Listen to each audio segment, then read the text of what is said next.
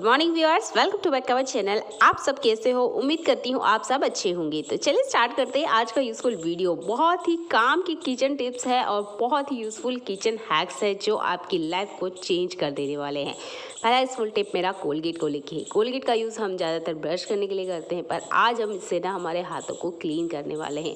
अक्सर क्या होता है, जब हम हमारे हाथों से बहुत ज़्यादा काम लेते हैं ना, तो नाखून हमारे पीले हो जाते हैं या किचन में काम करते वक्त हल्दी के दाग आ जाते हैं, तो उन्हें निकालना आसान नहीं होता है।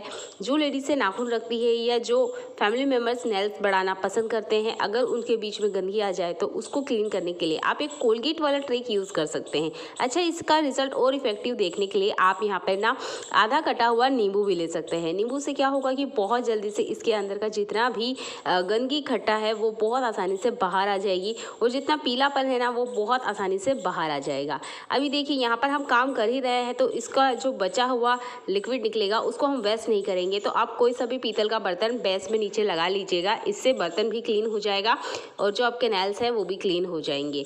तो यहाँ पर मैं बस हल्का हल्का रब कर रही हूँ। 1.5 से 2 मिनट का ही टाइम लगेगा और आपके जो नाखून है उसके ऊपर से पीलेपन से लेकर गंदगी से लेकर सब कुछ क्लीन हो जाएगा।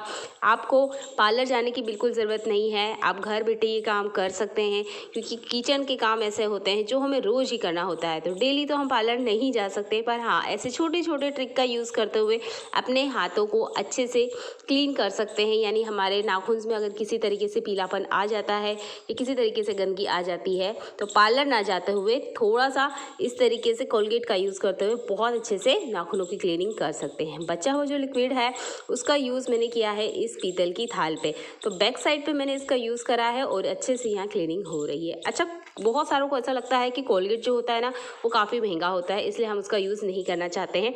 तो आप ना नमक और नींबू का भी यूज़ कर सकते हैं, इससे भी पीतल बहुत अच्छे से क्लीन हो जाता है। तो यहाँ बस मैं हल्का हल्का रब कर रही हूँ और यकीनन ये सबसे आसान और सस्ता ट्रिक है। ना ही आपको पीताम्बरी मार्केट से लाने की ज़रूरत है, ना ही कोई महंगे केमिकल, बस घर में रखी हुई बेकार सी चीज़ों को आप यूज़ कर सकते हैं। तो ये जो नमक है ना, इसमें थोड़ा सा पानी चला गया था तो ये ख़राब था और आधा कटे बचे हुए नींबू का मैंने यूज़ करते हुए पीतल की थाल को बढ़िया से क्लीन कर लिया है। तो ये सिंपल सा तरीका आपको कैसा लगा कमेंट ज़रूर करके बताइएगा, क्योंकि इस तरह के बर्तन हमारे घर में होते ही है। और यहाँ कोलगेट की मदद से मैंने जो अपने नाखून है वो भी बहुत अच्छे से क्लीन कर लिए हैं। काफ़ी पीलापन इन पर आ गया था और ये सिंपल सा तरीका है, आप अपने घर में इसे ज़रूर ट्राई आउट करके देखिएगा। चलिए बढ़ते हैं अगले यूजफुल हैक के लिए।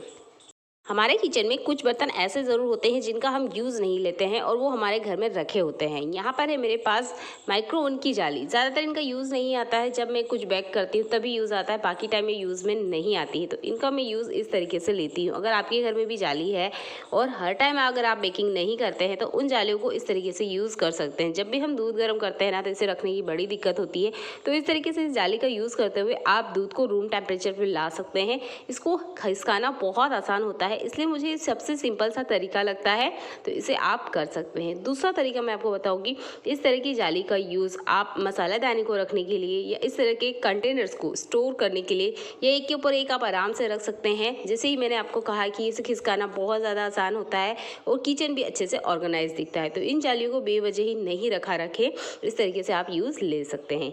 पुराने टूथब्रश का हम ज़्यादातर यूज़ नहीं करते हैं, इसे डस्टबिन में फेंक देते हैं। तो इसे फेंकने से पहले एक बार इस तरीके से यूज़ करके देखिए, यकीनन आपके घर की क्लीनिंग में ये बहुत ज़्यादा मदद करने वाले हैं। तो यहाँ पर मैंने गैस जलाया है और हल्का सा ना हमने इसको गर्म करना है पीछे की तरफ से और इस तरीके से मोड़ना है। बहुत ज़्यादा नहीं, जितना मैं आपको दिखा रही हूँ बस इतना सा इसे मोड़ना है। आप चाहते हो तो इस तरह की ब्रश मार्केट से ले सकते हैं, पर ये ब्रश भी ज़्यादातर हम डस्टबिन में फेंकते हैं, तो इसी का आज हम यूज़ करेंगे। तो हल्का सा गर्म करते हुए मैंने इसे मोड़ लिया है और इससे आज क्लीन करेंगे हम हमारा किचन सिंक। तो कितना भी इसे क्लीन क्यों ना कर ले, पर कुछ इससे ऐसे होते हैं जहां हमारा हाथ नहीं जाता है या हमारा हाथ डालने का मन नहीं करता है। जैसे कि मैं किचन सिंक की डेली ही क्लीनिंग करती हूँ, पर उसके बाद भी ये जो जाली वाला हिस्सा है ना, इसे भी मैं क्लीन करती हूँ, पर इसके इनसाइड जहाँ पाइप वाला हिस्सा है आप वहाँ देख सकते हो काफ़ी ज़्यादा गंदगी है। मैं ब्रश से आपको निकाल के दिखा रही हूँ। यहाँ पर किसी का मन नहीं करेगा कि क्लीनिंग करें, पर इसे क्लीन करना बहुत ज़रूरी है, क्योंकि इन्हीं गंदगी की वजह से कीड़े कॉकरोच इसमें से बाहर आते रहते हैं। तो काफ़ी ज़्यादा गंदगी है, तो इस तरीके से ना आप ब्रश की मदद से क्लीनिंग कर सकते हैं। बस आपने करते वक्त नल को चालू रखना है ताकि इसकी गंदगी सिंक के ऊपर ना आए। इस तरीके से आप आसानी से क्लीन कर सकते हैं, क्योंकि ये एरिया बहुत ज़्यादा छोटा होता है। जितना डीप आप इसको अंदर तक क्लीन कर सकते हैं उतना कर लीजिए और हर वीकेंड पे एक जग भर के गर्म पानी इसमें ज़रूर डाला करें ताकि इस तरह की गंदगी इसमें जमे ही नहीं। तो आप पुराने टूथब्रश का इस तरीके से यूज़ कर सकते हैं और बढ़िया से किचन सिंक को अंदर तक क्लीन कर सकते हैं जहाँ तक ये ब्रश जाता है। तो यहाँ पर थोड़ा सा विम लिक्विड हम ले लेते हैं, उसके बाद में इसे और अच्छे से क्लीन कर लेते हैं। तो ये एक डीप क्लीनिंग करने का तरीका है और इस तरीके से ना आप पुराने टूथब्रश का यूज़ भी ले सकते हैं। अगला यूज़फुल तरीका मेरा नींबू के बचे हुए छिलके को लेके। जब नींबू का छिलका बच जाता है ना तो इसको फेंकिएगा नहीं, इसमें अभी भी काफ़ी ज़्यादा अच्छी स्मेल होती है। तो इसका आप यूज़ कर सकते हैं किचन सिंक में और उसके बाद में इसका कैप लगा दीजिए। इसमें से एक हल्की हल्की सी गुड स्मेल आती रहेगी।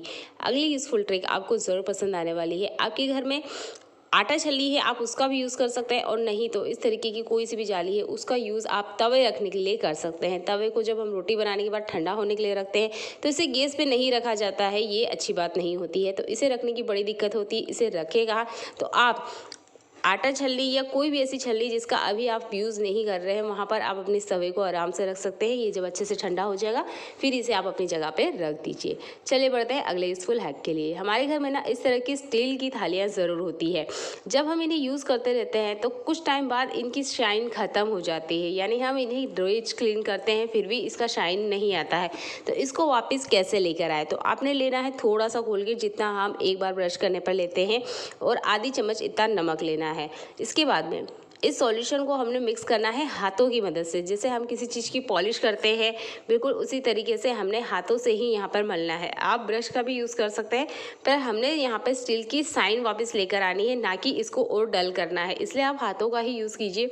और इस तरीके से हल्का हल्का सा बस आपने इसको घिसना है। आप देखेंगे इसके जितना भी कालापन जो एक पतली परत से जम जाती है स्टील के बर्तनों पर, जिसकी वजह से ये काफ़ी ज़्यादा डल दिखते हैं और काफ़ी घरों में इन्हें यूज़ नहीं किया जाता है क्योंकि बहुत ही देखने में गंदे रहते हैं। तो आप हल्का हल्का सा बस रब करेंगे, इसके ऊपर से एक ब्लैक परत अपने आप ही छूट जाएगी। तो यहाँ पर आप कोलगेट और नमक का घोल यूज़ करते हुए स्टील की पुरानी से पुरानी थाल की चमक वापस लेकर आ सकते हैं। बस हल्का हल्का इसे रब कीजिए और इसकी क्लीनिंग हो जाएगी। तो ये ट्रिक भी आपको बहुत ज़्यादा काम आने वाली है।